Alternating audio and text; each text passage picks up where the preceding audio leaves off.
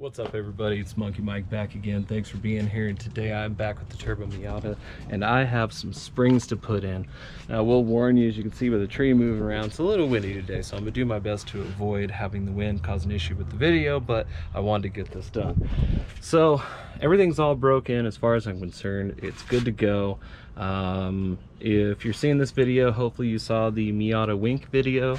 I know the sleepy eye deal. I think it's kind of cool because they actually, at the moment, I have them sticking up just the tiniest little bit, and that actually will bring quite a bit more airflow into the the engine bay area. And being that that is now a high pressure zone, it's basically become an exit because all the air is getting forced out there.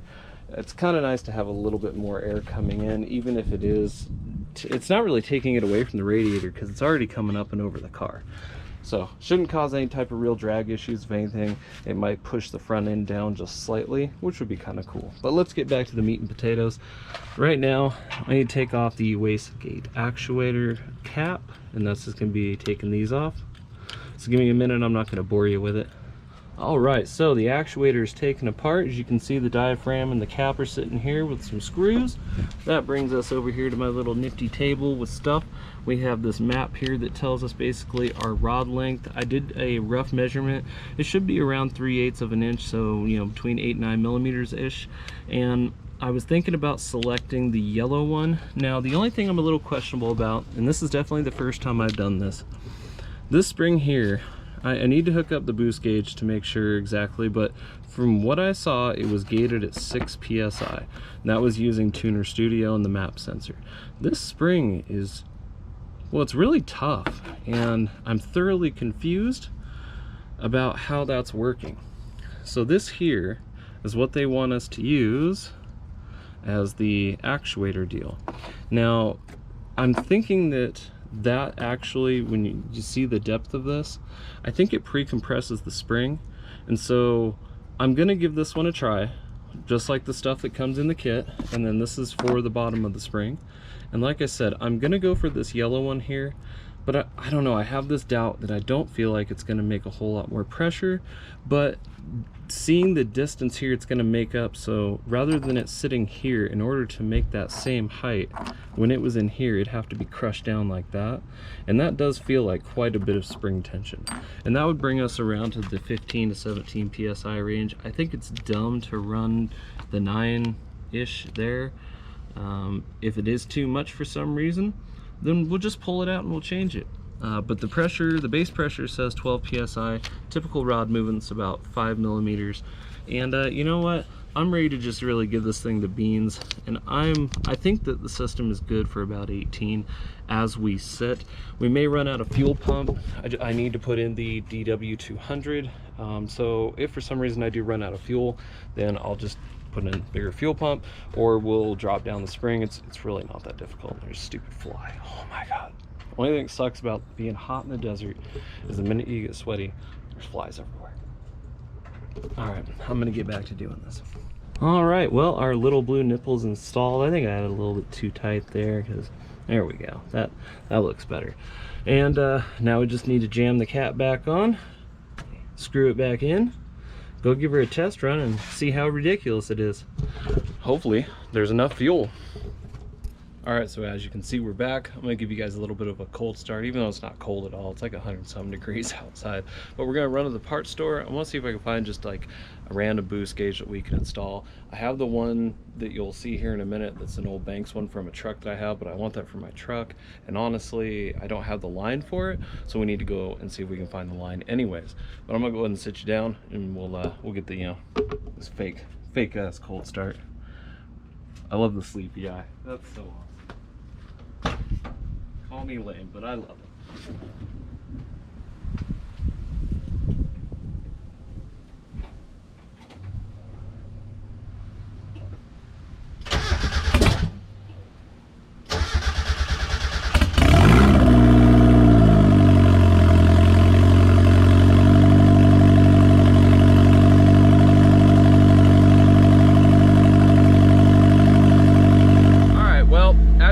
Up, I got the computer turning on, and then we're gonna be good to at least check and see exactly how much boost we're running now. I'm not sure, We'll find out shortly. Warming up good, so that's all that matters. Now if you guys can see that, but we're at about 13.6 to 13.9, kind of goes back and forth. That's good enough for warm up for now. Oh, this thing is dark. Can't see nothing. All right, I'm gonna get that taken care of and I'll be right back. All right, so I hope you guys can see that okay. Right now we are at -8 psi, so that's our vacuum.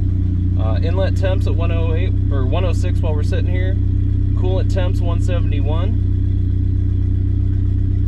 So since things have changed quite a bit, I'm just gonna go out, see exactly where things are, and if the AFRs jump, well then I'm gonna get off. If it looks like we're good to go, I'm just gonna keep rocking and rolling, and we'll see. But really what we're curious about is right here. We want to see exactly how much more boost we're making. So she's warm. Without further ado, let's go give it a check out. I'm kind of nervous. I don't know how much boost it's gonna be making. Oh, we need to go get some fuel too.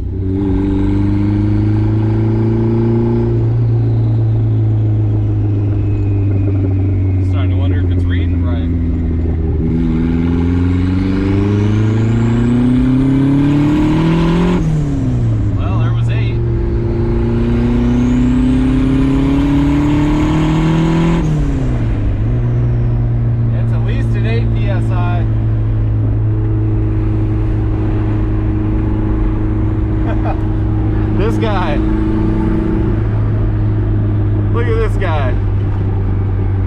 He thinks we're racing. That's what this car does. Everywhere I go, people think I'm racing.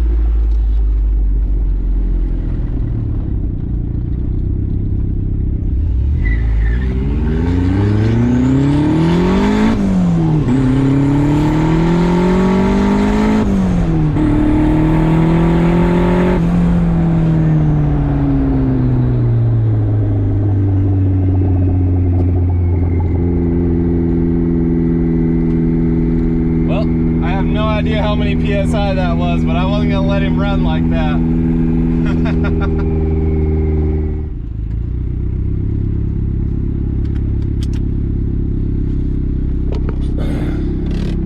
All right, we're at the O'Reilly's, and I guess I'm gonna go and look for a boost gauge, or I'm gonna look for some line that'll fit into this, and then I know which port I'm already gonna go after, so we can figure out exactly. Oh, coolant temp got really, no it didn't. Coolant temp high. No, it's not. Oh, maybe, no, 196 is not high. This thing is, the computer's high. I'm gonna have to see what I have my threshold set at, because the thermostat is actually set at 196 or 195. So that's not high, even though it told me it was. Boost temps are high though, 118. I mean, that's not, it's hot outside. It is really hot outside, so. Give me a sec, we'll be right back. All right, so I've just been sitting here talking with the O'Reilly's guy, and it's been idling. You can see we're heat soaked at 126, but we're only 189. So I don't think that it got too hot. Let's go get some fuel. And then we'll go dick around. All right, I'm here at the gas station, gonna get some more fuel because we are low, and then we'll continue this venture. Yeah, see, it says coolant temp's hot, and all it did was get to 190 at watch, I bet. Yeah, see, that's dumb. I'm gonna have to change that, because there's no way that 195, that's normal. That's literally normal, so we'll have to fix it. All right, so I'm kind of pissed off, mainly because we're only making 8 psi, and I'm pretty sure the spring that I put in was supposed to be good for 12. So either, and there can't be a boost leak, because it's making more boost, but it's only making 2 pounds more boost, and at the same time it's holding it the entire time. So So it's making 2 pounds more boost at the exact same time that it was making the 6 PSI before. It makes 8 now. And it feels much faster.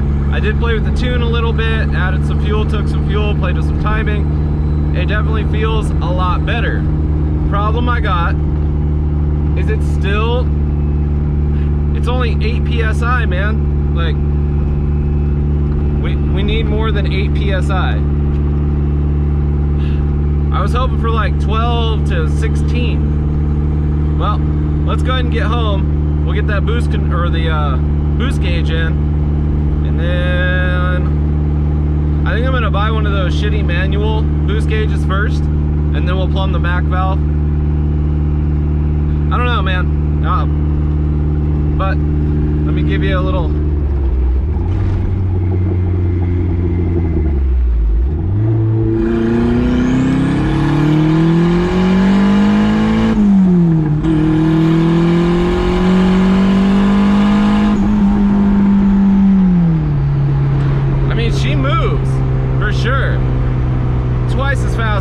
Yesterday or day before, whenever it was I took you guys out, but it's still only 8 PSI, and I'm not happy about that. And I'm seeing a little bit of black, so that's okay. We may have some fire coming out. We won't know till nighttime, but let's I'm gonna get home for now, and then we'll reconvene then.